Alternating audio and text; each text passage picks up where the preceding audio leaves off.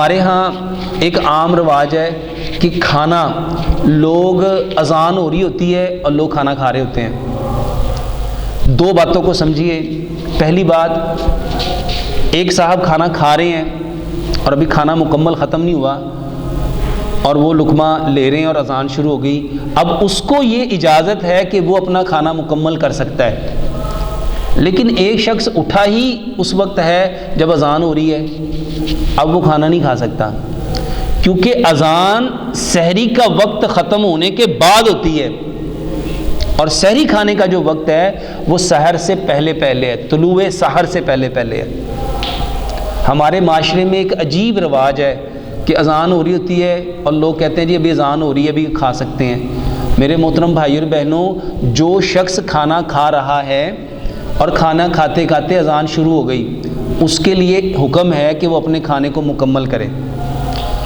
ٹھیک ہے؟ لیکن ایک شخص نے کھانا شروع ہی نہیں کیا، وہ اذان میں اٹھا اور فٹافٹ کھانے کی کوشش کر رہا ہے، تو اس کو چاہیے کہ وہ اٹھا ہی سحری کے وقت کے بعد ہے،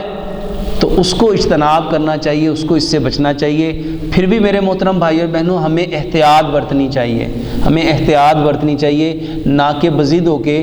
سارا دن ہم بھوکا پیاسا بھی رہیں اور ہمیں اجر بھی نہ ملے،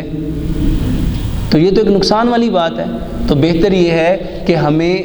ان چیزوں کے بارے میں جو قرآن و حدیث کے بارے میں رہنمائی ملتی ہے، ہمیں اس کے اوپر اس موقف کو اپنانا چاہیے، اور یہ جو ہمارے معاشرے میں